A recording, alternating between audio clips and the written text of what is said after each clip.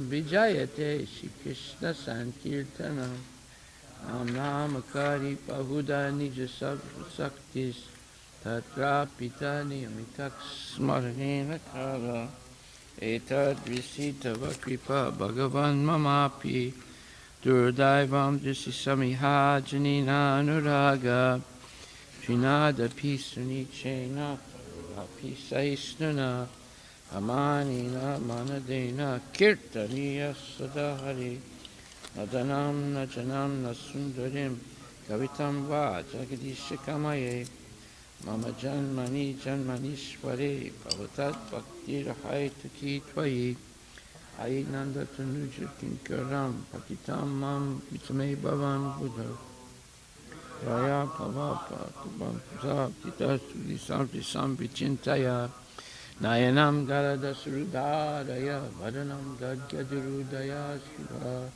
Kulake Nisitam Vapu Kada Tavanamakrabhane Pavishyati Vigayitam Yimesena Susaparvasaitam Sunyayitam Jagat Sarvam Govinda Virahena Me Aslishyava Padaratam Pinastumam Adarsanam Mamahato Karutu Va Tata Tata Pavita Tatu Lampato Mat Prananatas Tusaeva Naparaha Hare Krishna Krishna Krishna Hare Hare Rama Hare Rama Rama Rama Hare Hare Shri Chaitanya Sastakam Ki Jai.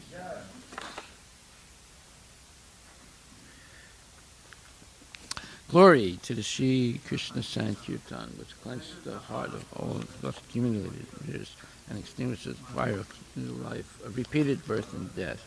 This Sankirtan movement is prime benediction for humanity at large, because it spreads the rays of the benediction moon. It is the life of all transcendental knowledge. It increases the ocean of transcendental bliss and enables us to fully taste the nectar for which we are always anxious. O my Lord, your holy name alone can render all benediction to the living beings. And thus you have hundreds and millions of names like Krishna and Govinda. In these transcendental names you have invested all your transcendental energies. There are not even hard and fast rules for chanting these names. O my Lord, out of kindness you enable us to easily approach you by your holy names, but I am so unfortunate that I have no attraction for them. One should chant the holy name of the Lord in a humble state of mind, thinking oneself lower than a straw in the street. One should be more tolerant than a tree, devoid of all sense of false prestige, and should be ready to offer all respect to others. In such state of mind, one can chant the holy name of the Lord constantly. O Almighty Lord, I have no desire to accumulate wealth, nor do I desire beautiful women, nor do I want any number of followers. I only want your causeless devotional service, birth after birth. O son of Maharaj Nanda, Krishna, I am your eternal servitor. Yet somehow or other I have fallen into the ocean of birth and death. Please pick me up from this ocean of death and place me as one of the atoms at your lotus feet. O my Lord, when will my eyes be decorated with tears of love flowing constantly when I chant your holy name? When will my voice choke up, and when will the hairs of my body stand on end at the recitation of your holy name? O Govinda, feeling your separation, I am considering a moment be like 12 years or more. Tears are flowing from my eyes like torrents of rain, and I am feeling all vacant in the world in your absence. I know no one but Krishna as my Lord, and he shall remain so even if he handles me roughly by his embrace, or makes me broken-hearted by not being present before me. He is completely free to do anything and everything, for he is always my worshipful Lord, unconditionally. Shri Chaitanya Siksastakam Ki Jai. Nama Om Vishnu.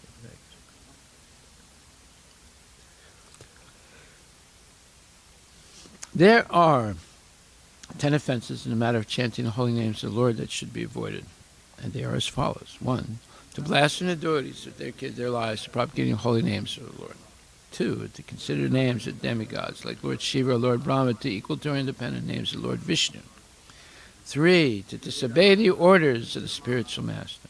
4, to blaspheme the Vedic literature or literature in pursuance of the Vedic version. 5, to consider the glories of chanting Hare Krishna as imagination. 6, to give some interpretation on the holy name of the Lord. 7, to commit sinful activities on the strength of chanting the holy name of the Lord.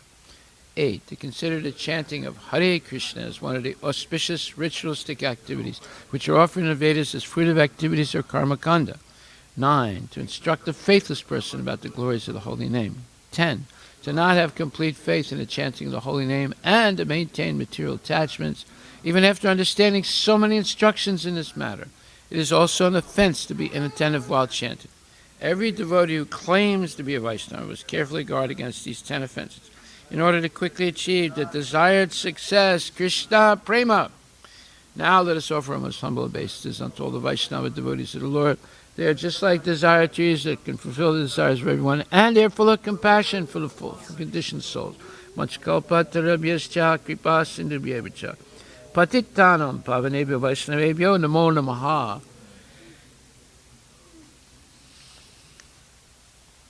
Vaishnava Thakur ki jai. Srimad Bhagvatam Grantaraj ki jai. Om Namo Bhagavate Vasudevaya.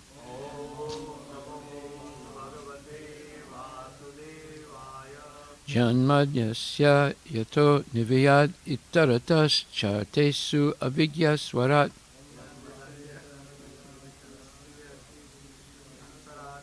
Tene Brahma Hridaya Adhikavaye Muyanti Yatsurayaha. Tejo Varimidam Yata Vinimayo Yatra Trisargo Misha.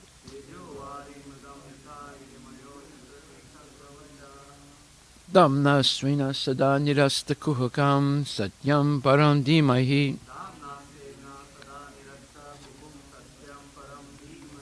O my Lord Shri Krishna, son of Vasudeva, O all-pervading personality of Godhead, I offer my respectful obeisances unto you. I meditate upon Lord Shri Krishna because he is the absolute truth and the primeval cause of all causes, of the creation, sustenance, and destruction of the manifested universes. He is directly and indirectly conscious of all manifestations. And he is independent because there is no other cause beyond him. It is he only who first imparted the Vedic knowledge unto the heart of Brahmaji, the original living being. By him, even the great sages and demigods are placed into his illusion, as one is bewildered by the illusory representations of water seen on fire or land seen on water. Only because of him do the material universes, temporarily manifested by the reactions of the three modes of nature, appear factual although they are unreal. I therefore meditate upon him, Lord Shri Krishna, who is eternally existent in the transcendental abode, which is forever free from the illusory representations of the material world. I meditate upon him, for he is the absolute truth. Dharma Pojita Kaitravotra Paramo Nirmatsananam Satam Vedyam Vastavam Atra Vastu Shivadam Tapa Trayon Mulana Srimad Bhagavate Mahamuni Krite Kimva Purer Ishwaraha Sadyo Hridi Avarudyate Tra Kriti Bihi Susursubhistakshanat. Completely rejecting all religious activities which are materially motivated. This Bhagavata Purana propounds the highest truth, which is understandable by those devotees who are fully pure in heart. Highest truth is reality distinguished from illusion for the welfare of all. Such truth uproots the threefold miseries. This beautiful Bhagavatam, compiled by the great sage Vyasadeva in his maturity, is sufficient in itself for God realization. What is the need of any other scripture? As soon as one attentively and submissively hears the message of Bhagavatam, by this culture of knowledge, the Supreme Lord is established within his heart. Nigama kalpataror galitam phalam sukhamukad amrita dravya samyutam pibata bhagavatam rasam alayam muhur aho rasaka bhuvi bhavakaha. O expert and thoughtful men, relish Srimad Bhagavatam, the mature fruit of the desire tree of Vedic literatures. It emanated from the lips of Sri Sukadeva Goswami. Therefore, this fruit has become even more tasteful. Even though its nectarian juice was already relishable for all, including liberated souls. Srimad Bhagavatam, Canto 1, Chapter 10, verse number 21. Verse number 22. Sa eva bhuya nija virya joditam Swajiva mayam pakritim shishriksatam.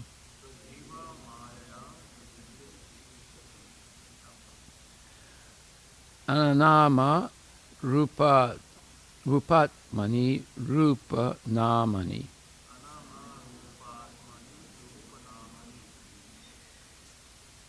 Vidit samano nusasara shastrakrit.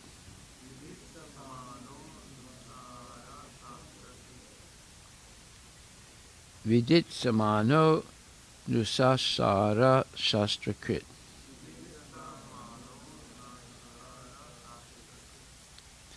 The personality of Godhead, again, desiring to give names and forms to his parts and parcels, the living entities, placed them under the guidance of material nature. By his own potency, material nature is empowered to recreate. Purport by His Divine Grace, A.C. Bhaktivedanta Swami Srila Prabhupada. The living entities are parts and parcels of the Lord. They are of two varieties, namely Nitya Mukta and Nitya Bada. The Nitya Muktas are eternally liberated souls, and they are eternally engaged in the reciprocation of transcendental loving service with the Lord in his eternal abode, beyond the manifested mundane creations. But the Nityabada, or eternally conditioned souls, are entrusted to his external energy, Maya, for rectification of their rebellious attitude toward the Supreme Father. Nityabadas are eternally forgetful of their relation with the Lord as parts and parcels. They are bewildered by the illusory energy as products of matter, and thus they are very busy in making plans in the material world for becoming happy. They go on merrily with plans, but by the will of the Lord, both the plan makers and the plans are annihilated at the end of a certain period, as above mentioned. This is confirmed in the Bhagavad Gita as follows: O son of Kunti, at the end of the millennium, all the living entities merge into my nature, and again, when the time of creation is ripe, I begin creation by the agency of my external energy. Bhagavad Gita 9:7. The word bhuya indicates again and again. This is to say, the process of creation, maintenance, and annihilation is going on perpetually by the external energy of the Lord. He is the cause of everything. But the living beings who are constitutionally the parts and parcels of the Lord and are forgetful of the sweet relation are given a chance again to get rid of the clutches of the external energy and to revive his, meaning the living beings, consciousness. The revealed scriptures are also created by the Lord. Vedic literatures are the guiding directions for the conditioned souls so they can get free from the repetition of creation and annihilation of the material world and the material body. The Lord says in the Bhagavad Gita, this created world and material energy are under my control. Under the influence of Prakriti, automatically they are created again and again, and this is done by me through the agency of my external energy. Actually, the spiritual spark, living entities, have no material names or forms. But in order to fulfill their desire to lord it over the material energy of material forms and names, they are given a chance for such false enjoyment, and at the same time they are given a chance to understand the real position through revealed scriptures. The foolish and forgetful living being is always busy with false forms and false names. Modern nationalism is the culmination of such false names and forms. Men are mad after false name and form. The form of body obtained under certain conditions is taken up as factual, and the name also taken bewilders the conditioned soul into misusing the energy in the name of so many isms. The scriptures, however, supply the clue for understanding the real position. But men are reluctant to take lessons from the scriptures created by the Lord for different places and times. For example, the Bhagavad Gita is the guiding principle for all human beings, but by the spell of material energy, they do not take care to carry out the programs of life in terms of the Bhagavad Gita. Srimad Bhagvatam is the postgraduate study of knowledge for one who has thoroughly understood the principles of the Bhagavad Gita. Unfortunately, people have no taste for them, and therefore they are under the clutches of Maya for repetition of birth and death. Go to Premanandi, Haribo, Haribo, Haribo. Thank you. So there's a lot of really wonderful points here, and we might spend 2 days on this purport. One point here, and right in the verse, is that Krishna is a real creator, and creators or creative people in the material world are no match for him. Let's say there's an expert Swiss watch maker. People think that Swiss watches are the best in the world, much better than the junk watches that come from China. Right? They just basically imitate. Like you can get a Rolex in China for $30. It looks exactly like a Rolex, right?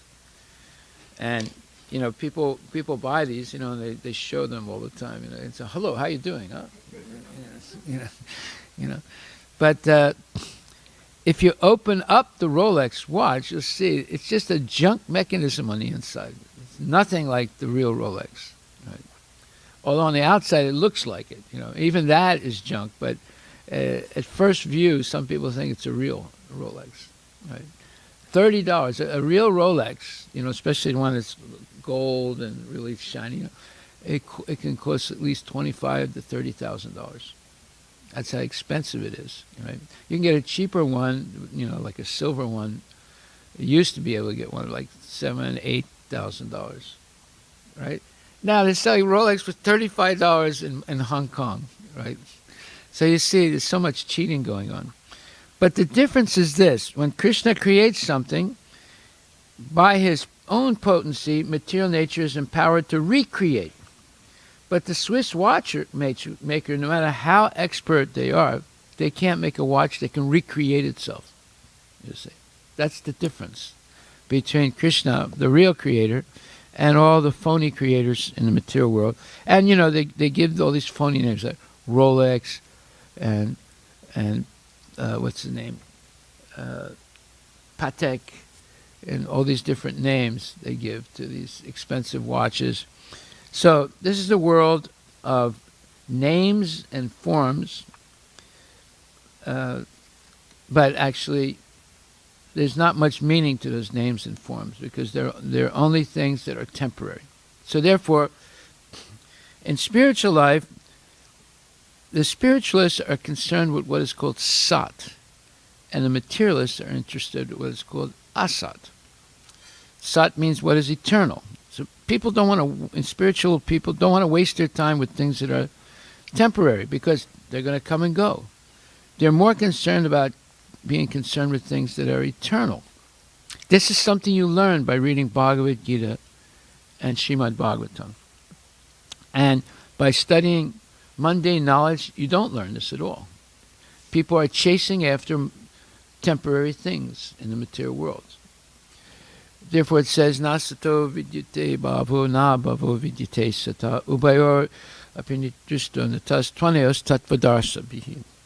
So this is the second chapter, and it says that those who are wise are concerned with things that are eternal.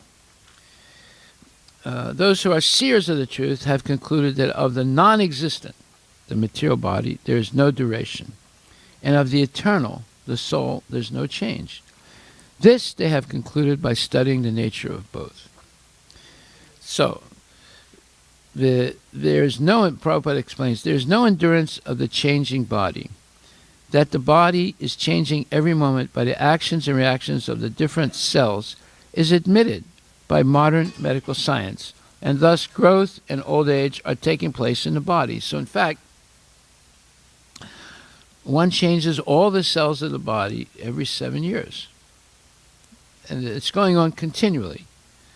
And you see how people grow, and then they start, and they maintain sometimes, then they start to dwindle. And all the time the body is changing.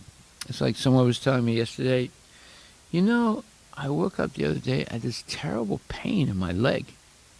I don't know how I got it. I don't remember having any, let's say, trauma or someone hitting me or my hitting my leg. I don't know. And then I got this other pain in my arm, and I can't lift it beyond this point. I don't know what, I went to the doctor, and they said, we don't understand either. Well, that's the body, you see. There's always something going wrong with the body. Our disease is this body. You see, if you didn't have this body, then you wouldn't have any diseases. You wouldn't get coronavirus. But as long as you have a material body, it's subject to the laws of material nature. And many of those laws are very subtle. So, but the spirit soul exists permanently, remaining the same despite all changes of the body and the mind. That is the difference between matter and spirit. By nature, the body is ever-changing and the soul is eternal. This conclusion is established by all classes of seers of the truth, both impersonalist and personalist. In the Vishnu Purana 2.12.38, it is stated that Vishnu and his abodes all have self-illuminated spiritual existence. Jyotimsi Vishnu Bhuvanani Vishnu. The words existent and non-existent refer only to spirit and matter. That is the version of all seers of the truth. So, therefore, by reading Bhagavad Gita and understanding it properly, a person begins to lose interest in temporary things and builds up a tremendous interest in what is eternal. So just like you can buy an imitation Rolex watch for $35. That seems like a real deal. And it looks like the real thing if you look from a distance. But if you look really close, you'll see it's just a cheap Chinese junk imitation. So why be fooled by the imitation? Why not go for the real thing? And by the way, when you have a real Rolex, like for example, I had a fire once, my whole house burned down. And I did have a Rolex watch that was gifted to me by Bhakti Churu Maharaj. And when I wrote down that my Rolex burned, right, they paid for it. And, and they didn't see it in the rubble. And it did burn. It did burn. So, and they paid for it. They paid the full price for it. So, even though I didn't pay anything for it because it was gifted to me. But so that means when you have something of value, it always retains its value. Right? Okay, so now another point, another big point is, it says, Vedic literatures are the guiding directions for the conditioned souls so they can get free from the repetition of creation and annihilation of the material world and the material body. Now you see, this is the whole point of studying Bhagavad Gita and Srimad Bhagvatam. Most people think that liberation from birth and death is not possible. In fact, yeah, most people, almost everybody doesn't think that it's possible. There's a few crazy nut jobs that say, oh, well, we it's possible. We'll freeze you in nitrogen. And when we figure out how to cure your disease, we'll bring you back to life and save you. And that's a bunch of nonsense. And it's expensive. And only really stupid people do it, And you can go see them if you want. They have these nitrogen tanks and it has a window in it. And you can see the face of the dead guy. Well, they don't say he's dead, otherwise they would lose all the money. It costs $150,000 to $200,000 a year to keep that dead guy frozen. You see. If you want to be frozen, you just go to Siberia and just lay down, and winter will come and you'll be frozen stiff, for about, 20,000 years. But there's no guarantee that when you're unfrozen, you'll wake up. They find all these animals that are frozen and they're intact in Siberia. And when they thaw them, none of them are alive. Right? So why would a man who's frozen come back alive? The whole thing is nonsense. They've never done it, by the way, because they never find a cure for the disease. That's why. So, there's so much cheating, and it's all based on names and forms. So it's called cryonics. Of course, when you pay the bill, you cry. That's why I call it cryonics. So this idea that one can become free from the repetition of creation and annihilation of the material world and the material body, this is the whole point of Bhagavad Gita. Therefore, Krishna says in Bhagavad Gita, in the 7th chapter, he says,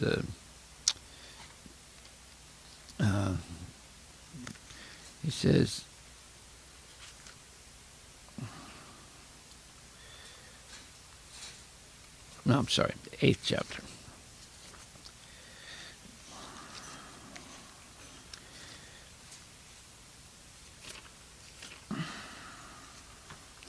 Okay, 8th chapter, 7th verse, he says, Tasmat sarve subhutesu mam anusmara yudhicha maya arpita mano bidir mam ivaisasya samsaya. So he says, at all times, therefore at all times, Arjuna, think of me and do your duty. With your mind and intelligence fixed on me, surely you will come back to me. So, Prabhupada writes, this instruction to Arjuna is very important for all men engaged in material activities.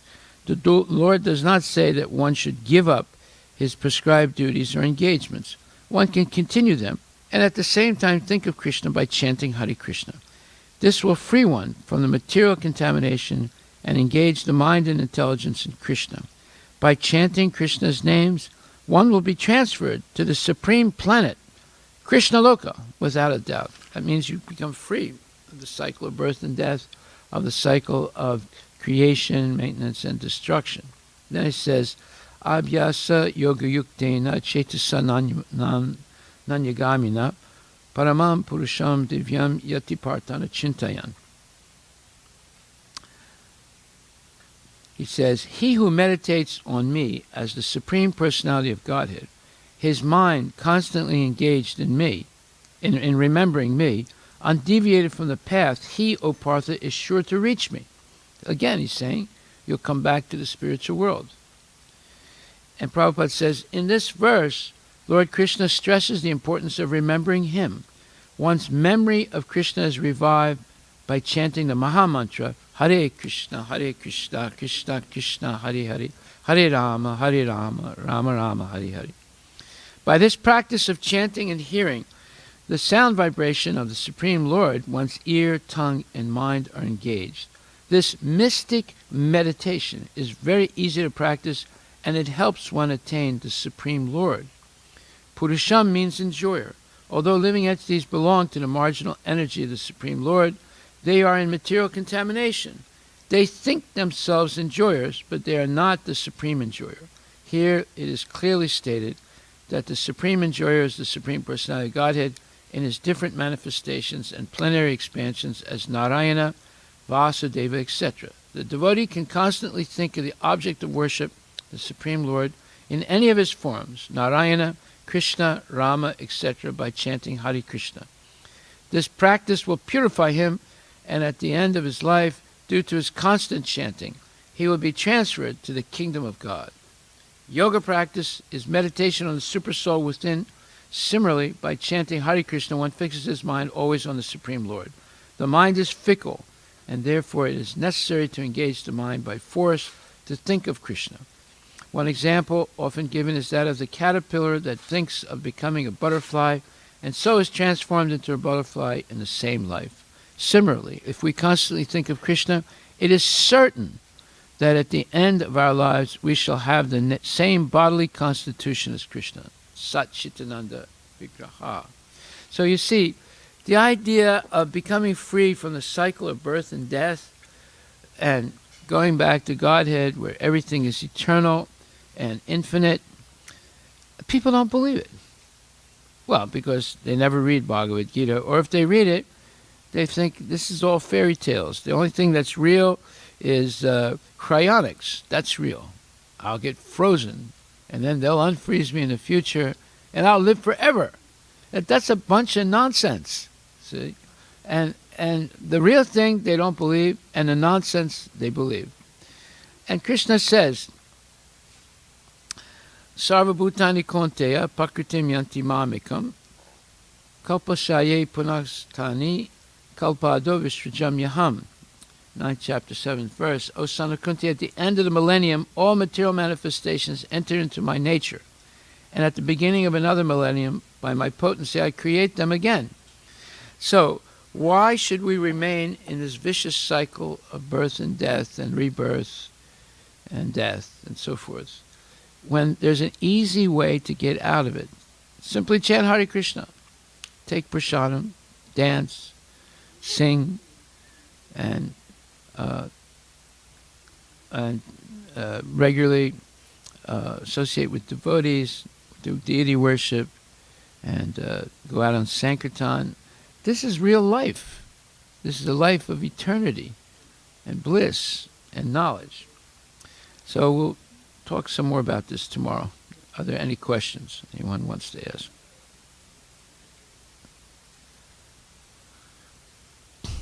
Okay, no question. Yes, sir.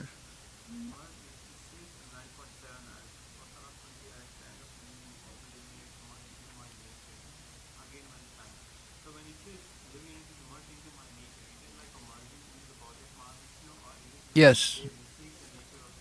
No. Well, Mahavishnu is eternal, right? Well, okay, that's why I read the previous verse. If you go back to verse 8:7. 8:7 says, I'm sorry, 8:7. Okay, so it says,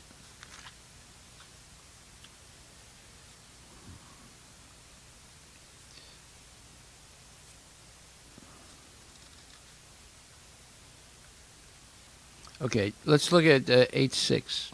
In the purport it says, the process of changing one's nature at the critical moment of death is here explained. Okay. A person who at the end of his life quits his body thinking of Krishna attains the transcendental nature of the Supreme Lord. But it is not true that a person who thinks of something other than Krishna attains the same transcendental state. This is a point we should note very carefully. Okay, now see, he's talking about nature, right? This transcendental nature. But in the purport to text 7, he says that by chanting Krishna's names, one will be transferred to the supreme planet Krishna Loka without a doubt. So that shows what he's talking about when he says transcendental nature. He's talking about the supreme planet Krishna Loka. You got it? So if you're absorbed into Mahavishnu, you're absorbed also into transcendental nature, but there you're in a deep sleep. What is it? Susupti. Huh? Yeah. So you go into a state of deep sleep. You're still alive, just like when you go to sleep, you're still alive, right? But you sleep for, until Mahavishnu breathes again. Okay. So when he's talking about transcendental nature, see, he mentions that many times in this 8th chapter also. Yeah, in the verse number 5, he said, in this verse, the importance of Krishna consciousness is stressed. Anyone who quits his body in Krishna consciousness is at once transferred to the transcendental nature of the Supreme Lord. So when you get to text number 7 in the purport, you understand what he means by transcendental nature. It says, by chanting Krishna's names, one will be transferred to the supreme planet Krishna Loka without a doubt. That's what he means. Okay? Yeah, I used to be confused about that. Yeah.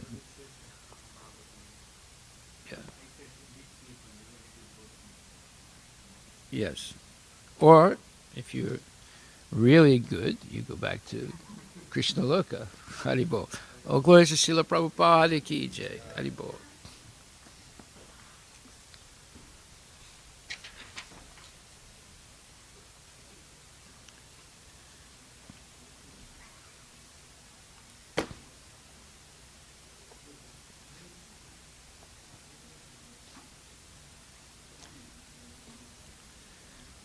Haribol, Haribol. That's a good question.